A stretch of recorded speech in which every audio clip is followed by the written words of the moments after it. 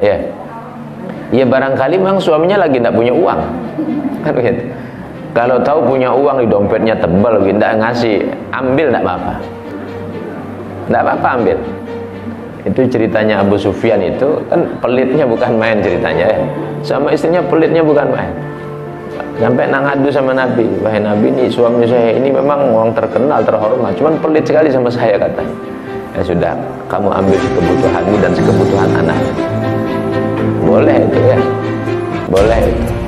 Nah, cuman jangan banyak-banyak ngambil pakai beli baju, pakai beli kerudung, macam-macam ya. Jangan, cicilan tiap bulan ngambil dompet suami, jangan ya. Ya, habis kan. Tapi kebutuhan makan boleh. Kebutuhan makan untuk diri sendiri dan keluarga. Nabi sallallahu alaihi wasallam anau qala arba'atun minan nisa fil jannah wa arba'atun finnar. Ada 4 golongan wanita itu di dalam surga tempatnya dan 4 golongan di dalam neraka. Ini nanti tinggal dikiaskan saja pada pribadi kita masing-masing. Masuk enggak dari kriteria ini? Nah, jangan dianggap oh, ini hadisnya ngancem-ngancem saya ini. Besok enggak pengajian lagi. Jangan begitu ya. Ini gambaran yang Nabi gambarkan bahwa besok di akhirat ya, ada wanita-wanita yang memang mereka layak masuk surga. Dengan gambaran-gambarannya, ada yang mereka masuk ke dalam neraka. Nah, nanti kalau sudah kita dengarkan, lalu introspeksi diri, saya ini masuk wanita yang mana ini kira-kira. Nah, introspeksi diri nanti ya. Wa dzakara minal arba'atil lawati fil jannah. Nabi menyebutkan wanita-wanita yang mereka di dalam surga. Imra'atun afifah. Seorang wanita itu yang mereka sangat menjaga dirinya, sangat menjaga dirinya. Menjaga diri ini bukan hanya dari komunikasi dengan lain jenis, bahkan dalam bergaul. Kalau rupanya pergaulan itu akan menyeret pribadinya pada pikiran yang rusak, pada hati yang rusak. Bergaul itu pun perlu dijaga. Tidak bebas bergaul ya, tidak bebas bergaul. Dalam bab aurat itu, seorang wanita kalau mandi di pantai misalnya, ada wanita-wanita orang kufar, tidak boleh terbuka secara batas pusar lutut, tidak boleh, tetap ada batasannya. Karena wanita-wanita muslimah beriman ini mulia betul di hadapan Allah ya. Masuk ke kolam renang misalnya, walaupun semua kalangan wanita, ada batasnya. Begitu sebenarnya begitu sebenarnya. Artinya dalam bergaul ini bukan hanya bebas bergaul sama laki-laki dilarang, bukan itu saja. Sama wanita pun dilihat-lihat. Kalau pernah saya sampaikan, kalau kita bisa mempengaruhi seseorang, silahkan bergaul bebas. Mempengaruhi yang baik maksudnya. Tapi kalau kira-kira tidak bisa mempengaruhi, ya sudah, jangan banyak-banyak bergaul. Karena nanti kalau tidak bisa mempengaruhi, diajak sini ikut sini, diajak sana ikut sana.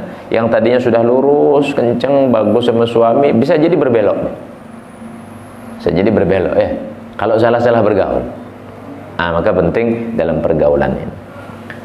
Ta'i'atun lillah, taat kepada Allah, wali zawjiha, dan taat kepada suaminya. Ini kriteria wanita yang di dalam surga. Menjaga diri dan dalam segala hal sudah ya, menjaga diri. Kalau tidak bisa menjaga diri, suaminya yang menjaga. Suaminya menjaga dengan cara bagaimana? Membatasi bergaul, pakaiannya diarahkan. Caranya begitu menjaga diri. Taat kepada Allah dan taat kepada suaminya. Waludun, yang banyak punya anak. Termasuk ini ya. Tapi bukan berarti saya tidak punya anak, bagaimana kalau barangkali ada? Ya, semua itu sudah ada garis takdirnya ya. Anak itu titipan. Barangkali Allah belum karuniai, ya jangan berkecil hati juga. Jangan berkecil hati juga. Nah, karena semua ada takdirnya. Tetapi yang dimaksudkan di sini lebih pada unsur kesengajaan. Ada orang memang sengaja tidak mau punya anak. Ada orang sengaja tidak mau punya anak. Cukuplah saya anak satu saja, habis itu berkabeh sudah, diputus jalan ke rahim itu ya. diputus jalan ke rahim, enggak mau. Ini kira-kira maksiat sama Allah apa enggak? Maksiat ya, enggak boleh. Enggak boleh ya. Putus enggak boleh. Ya, enggak usah diputus, cuman diatur saja caranya kan begitu. Kalau ternyata nanti punya lagi, ya berarti Allah kasih amanah kan begitu. Karena tidak ada satupun yang terjadi di muka bumi ini kecuali atas izin Allah. Ada seorang ibu itu, dia saking tidak pengen punya anak, habis hubungan terus minum Sprite ya, minum Sprite tiap hari. Dianggapnya Sprite itu hanya fungsinya untuk melemahkan atau bahkan menggugurkan. Rupanya berdampak pada organ tubuh yang lain. Akhirnya tiap hari sakit perut. Tiap hari sakit perut ya. Tiap subuh sakit perut, tiap maghrib sakit perut. Bingung lah dia. Bingung datang ke rumah sakit. Ada bagian-bagian tubuhnya itu yang rusak. Karena minuman itu kan mengandung keras ya. Keras itu minuman itu. Salah mengambil kesimpulan dan dampaknya tidak difikirkan. Akhirnya begitu jadi berbahaya. Walud, kemudian sabirah, wanita yang sabar. Seorang wanita yang sabar atas ujian suaminya, maka Allah kasih pahala sebagaimana pahalanya Asiyah, istrinya Fir'aun. Sayyidah Asiyah, istrinya Fir'aun. Sabarnya bukan main ya. Dari jahatnya suaminya, akhir hidupnya dipanggang dia di penggorengan. Suaminya sendiri yang manggang itu ya. Dipanggang dia di penggorengan. Apa masalahnya? Tidak mau masuk Islam. Tidak mau masuk mengakui Fir'aun sebagai Tuhan. Dipanggang sama suaminya. Tapi sabarnya Masya Allah. Termasuk wanita bidadari, pimpinan bidadari surga, diantaranya beliau. Orang yang sabar terhadap keburukan suaminya, pahalanya Allah kasih sama dengan pahalanya Siti Asiyah. Besar pahalanya ya. Besar pahalanya. Sebaliknya juga seorang suami yang sabar atas kekurangan istrinya juga sama. Seperti Nabi Ayyub alaihissalam. Memang masing-masing diuji. Suami yang uji istri, istri nguji suami. Yang penting faham akan hal tersebut, insya Allah aman sudah. Tapi kalau difahami suami ini selalu berbuat jelek sama saya, atau sebaliknya juga begitu, istri buat jelek sama saya, tidak memahami itu sebagai ujian, berantakan. Begitu ya. Tapi kalau memahami itu sebagai ujian, masing-masing menguji. Istri yang uji suami, suami yang uji istri, sama-sama menguji. Karena memang hidup manusia ini kan penuh dengan ujian. Maka sabirah, wanita yang sabar. Qani'ah bil yasir min zawjiha, menerima apa yang sedikit pemberian dari suaminya. Menerima pemberian sedikit dari suaminya. Ini ciri-ciri surga betul sudah. Ini wanita surga ya. Nah, ibu-ibu pernah enggak dikasih nafkah sama suami? Kira-kira terima apa enggak? Terima ya. Nah, itu ciri-cirinya diantaranya itu. Tidak dikasih nafkah, terima ya. Ya barangkali memang suaminya lagi tidak punya uang, kan begitu. Kalau tahu punya uang di dompetnya tebal, tidak ngasih, ambil tidak apa-apa. Tidak apa-apa ambil. Itu ceritanya Abu Sufyan itu kan pelitnya bukan main ceritanya ya. Sama istrinya pelitnya bukan main. Sampai ngadu sama Nabi, wahai Nabi, ini suami saya ini memang orang terkenal, terhormat, cuman pelit sekali sama saya katanya. Ya sudah, kamu ambil sekebutuhanmu dan sekebutuhan anakmu. Boleh itu ya, boleh itu. Nah, cuman jangan banyak-banyak ngambilnya. Ngambil pakai beli baju, pakai beli kerudung, macam-macam ya. Jangan. Cicilan tiap bulan ngambil dompet suami, jangan ya. Ya, habis kan. Tapi kebutuhan makan boleh. Kebutuhan makan untuk diri sendiri dan keluarga boleh. Nah, boleh ya. Jadi orang yang qanaah, orang yang qani'atun bil yasir min zawjiha. Dzatu haya'in in ghaba zawjuha. Seorang wanita yang punya rasa malu yang besar ketika suaminya tidak ada. Ketika suaminya tidak ada di rumah ya. Kalau kumpul begini ya karena banyaknya ya tidak ada masalah. kumpul begini, pengajian maksudnya ya tidak ada masalah. Cuman di sini dimaksudkan di rumahnya. Kalau ada orang, ada tamu, dia tidak banyak ngomong, tidak banyak menyapa, ya seperlunya saja, seperlunya saja. Ini ciri-ciri wanita surga ini. Karena ada juga kadang ada tamu misalnya, suaminya belum datang, dialah duduk duluan dampingi tamunya itu. Jadi ada tamu bapak-bapak atau dari mana, duduk duluan dampingi tamunya, tidak boleh ya, tidak boleh begitu. Jadi ada batas-batasnya. Nah, bukan berarti kalau gitu kan tidak ramah sama orang, bukan begitu. Ada batas-batas ya, ada batas-batasnya. Kemudian berikut hafizat nafsaha wa malahu, menjaga dirinya dan harta suaminya. Menjaga diri dan harta suaminya. Kalau hartanya dia saya kira sudah dijaga sendiri ya. Punya emas disembunyiin sudah sendiri. Punya barang-barang sembunyiin sendiri. Nah, cuman harta suaminya. Kadang ada orang minta sedekah, dompetnya dia tidak mau dibuka, dompet suaminya dibuka pakai sedekah. Nah, boleh apa enggak gitu? Tidak boleh ya. Tidak boleh begitu. Harus izin dulu. Jangan ini kan untuk sedekah. Ya walaupun sedekah. Ya kalau rupanya suaminya cuma punya itu dipakai sedekah, nanti untuk nafkah istrinya tidak punya dia. Nafkah itu wajib, sedangkan sedekah sedekah ini sunnah. Ya lebih baik yang wajib daripada yang sunnah, kan begitu. Nah, maka menjaga dirinya dan harta suaminya. Wa in hadara amsakat lisanaha anhu. Kalau suaminya datang, ada di rumah, datang dari kerja, atau mungkin pingin santai, pingin dihibur di rumah, amsakat lisana, dia jaga lisannya, tidak ngomong yang kira-kira nyakiti suaminya, tidak ngomong yang kira-kira membuat sakit hati daripada suaminya. Ini ciri-ciri wanita surga ini. Karena ada istri juga macamnya ya, suaminya di rumah marah-marah, dia tidur aja kerjaannya, kerja sana keluar katanya. Kira-kira nyakiti suami benda itu, nyakiti suami. Padahal tiap hari sudah kerja, suaminya libur sekali diprotes habis-habisan ya. Ada enggak begitu? Di sini ada? Oh enggak ada. Ada. Jangan ya, kasihan suaminya. Nah, kalau seperti itu kasihan. Tapi seandainya wanita itu bisa demikian, in hadara amsakat lisanaha anhu, dia jaga lisannya, dia tidak banyak ngomong macam-macam.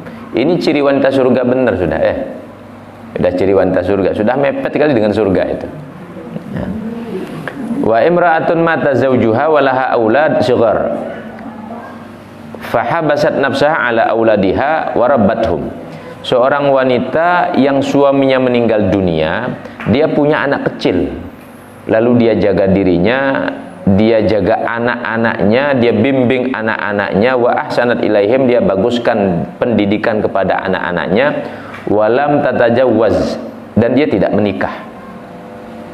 Khasyatan an yudayyi'u, takut dia untuk menyia-nyiakan anak kecilnya ini. Kalau saya nikah pasti harus sudah memenuhi kewajiban pada suami. Kalau saya menikah maka saya harus memenuhi kemauan suami. Anaknya keleleran misalnya. Nah, mana dia pilih? Dia tidak menikah. Lalu dia rawat itu anak-anaknya. Itu ciri wanita surga itu. Sabar artinya ya. Ya memang ada pertimbangan. Kalau saya tidak menikah ini ujian begitu berat, godaan begitu berat. Untuk menyelamatkan diri akhirnya menikah. Tapi niatannya karena hal tersebut ya tidak apa-apa. Daripada saya begini kena fitnah, begini kena fitnah, ya sudah saya menikah sudah. Khawatir akan fitnah itu tidak apa-apa.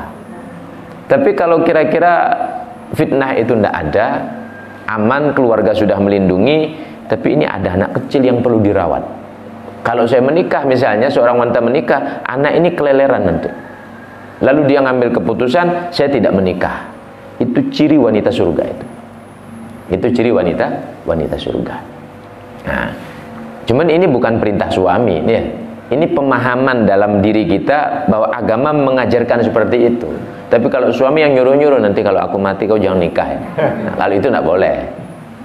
Suami nyuruh gitu tidak boleh. Sebaliknya istri juga nyuruh gitu tidak boleh ya. Nanti kalau saya duluan, ya sudah, cinta kita ini sudah, tolong jaga sampai akhirat. Tidak bisa, tidak boleh ya. Tidak boleh begitu. Di zaman Nabi ada begitu. Nabi bilang, tidak bagus, jangan. Nah, cuman ajaran ini sebagai pertimbangannya adalah anaknya. Punya anak kecil yang harus dirawat, yang harus dididik, dibimbing. Nah, maka lebih baik dia tidak menikah. Rawat itu. Itu lebih bagus ya. Karena sekali lagi kalau sudah menikah itu nanti pasti dia harus memenuhi kewajiban pada suaminya. Kok suaminya bilang, ya sudah anaknya ini kasih kakeknya kasih ini. Misalnya suami bilang begitu, anggap dia cuek misalnya. Ya tidak salah, cuman tidak punya rahmat. Kan begitu ya, tidak punya kasih sayang. Tapi tidak salah dia begitu, karena dia ingin penuh pelayanan kepada dirinya. Ya tidak salah begitu. Nah, jadi ini kriteria wanita yang masuk surga. Semakala Nabi sallallahu alaihi wasallam, wa ammal arba'ah, adapun 4 golongan wanita allawati finnar, yang mereka itu di dalam neraka. Fa imra'atun badhiyatul lisan ala zawjiha, wanita yang dia kasar omongannya kepada suaminya. Kasar omongannya pada suaminya. Insyaallah di sini tidak ada, Bu ya. Tidak ada ya. Insyaallah tidak ada. Kalau lihat kerudungnya tidak ada.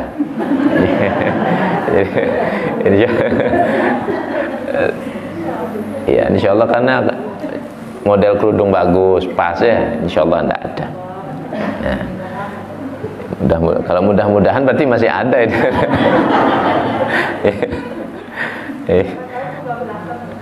Ya, kalau kebablasan cepat minta maaf. Ya, cepat minta maaf, datang sama suami, saya minta maaf. Mau tidur tuh minta maaf sudah. Nah, ini saya pesankan. Jadi istri supaya menjadi bagian harapan yang besar selamat, mau tidur datangi suami minta maaf, habis itu tidur sudah. Kok suami ridho sama istrinya, insya Allah surga itu ya. Sering-seringnya aja minta maaf gitu ya. Mau tidur datang sama suami, saya minta maaf, barangkali hari ini saya salah, barangkali hari ini saya ada ucapan tidak bagus, barangkali hari ini ada sikap saya yang menyinggung suami, saya minta maaf sudah. Tiap malam bila perlu ya, tiap malam itu, insya Allah itu termasuk satu jaminan. Kok suami ridho? Siapa sih seorang suami tidak luluh kalau tiap hari begitu ya? Mungkin seminggu kemudian dibeli hadiah, macam-macam sudah disiapin ya. Bisa jadi seperti itu. Ya bisa jalan, ya bisa jadi diberikan kejutan-kejutan ya, yang kita tidak pernah tahu. Coba saja ya.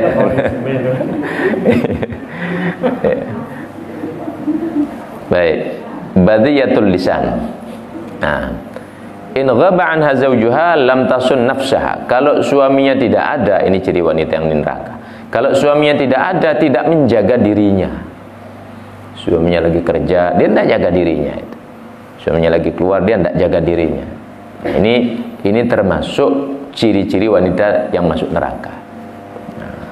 Wa in hadara adathu bilisaniha. Kalau suaminya ada di rumah, sudah cerewet ngomel dihabisi suaminya. Ada saja salahnya suami itu. Jadi terkadang sampai urusan jalannya disalahi ya. Udah jangan keluar lewat sana, lewat sini saja gitu. Padahal tidak ada salahnya itu. Ada sampai seperti itu. Saya lihat ada begitu ya. Karena sudah dilihat salah terus itu.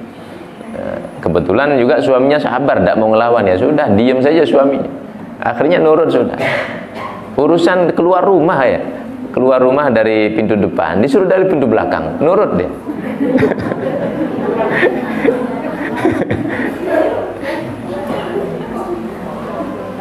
Nah ini termasuk tidak bagus. Walaupun seakan-akan wanita itu menang, bos suami saya nurut ini. Nah, tampaknya menang, tapi kan tidak bagus ya, tidak bagus seperti itu. Kemudian wa imra'atun tukullifa zawjaha ma la yutik. Seorang wanita yang memaksa suaminya, nah, yang dipaksa suaminya perkara yang dia tidak mampu. Nah, suaminya dipaksa terhadap sesuatu yang dia tidak mampu. tetangganya beli emas 1 gram, dia paksa beli suaminya, beli saya 5 gram. Kalau enggak saya minta pulang. Padahal enggak mampu ya. Enggak mampu. Suaminya bilang, loh kita apa belum beli beras kok maksa 5 gram. Jadi beli beras saja belum bisa kok maksa 5 gram. Ya sudah, sabar dulu. Ya barangkali sekarang belum ada, seminggu belum ada, ya sebulan lagi barangkali ada. Nanti tak beli. Kan begitu ya. Nah, jadi tidak boleh maksa suami yang mereka tidak mampu. Kita kan tahu kadar suami kita. Oh, dia mampunya sekian, mampunya sekian, mampunya sekian. Kan wanita lebih tahu ya. Wa imra'atun la tasturu nafsaha minar rijal. Seorang wanita yang tidak menutup dirinya daripada laki-laki, bebas. Bebas. Kadang ikut nongkrong ngobrol sama laki-laki kadang ya. Ada di pos kamling laki-laki ngobrol, datang sana dia. Ikut ngobrol. Nah, walaupun jauhan, cuman begitu bebas ya. Nah, itu tidak bagus itu. Nah, kemudian wa takhruju min baitiha mutabarrijatan. Nah, keluar dari rumahnya dalam keadaan ya sudah lepas sudah ya. Bebas begitu. Nah, ini termasuk ciri wanita yang masuk neraka. Wa imra'atun laisa laha hamun illal akla wa syurba wan naum. Wanita yang tidak punya keinginan kecuali makan, minum, tidur. Nah, jadi itu saja sudah tiap hari. Habis makan ya minum, nanti habis tidur. Nanti bangun-bangun ya begitu lagi nanti. Jadi terus begitu. Nah, apalagi Gojek sudah ada, nanti dibuka sudah Gojeknya, pesan ini ya sudah, habis itu makan, minum, tidur lagi. Terus begitu ya. Nah, ini tidak bagus. Walaysa laha rugbatun fi sholatin wala ta'atillah wala fi ta'ati rasulih. Dia tidak punya semangat untuk taat kepada Allah, taat pada Rasulullah, tidak punya semangat pengajian, tidak punya semangat sholat, tidak ada pikirannya sholat duha, pikirannya sholat tahajud, tidak ada. Qobliyah ba'diyah, tidak ada pikirannya. Ya sudah, makan, tidur, minum, makan, minum, tidur, itu saja pikirannya. Nah, ini ciri-ciri wanita neraka rupanya begini ya. Ciri-ciri wanita neraka. Kemudian wala fi ta'ati zaujiha, dan juga tidak ada pikiran sedikit pun taat kepada suaminya. Tidak ada terbersit bagaimana saya harus taati suami, bagaimana saya harus baik sama suami. Tidak ada pikiran begitu. Ini ciri wanita neraka.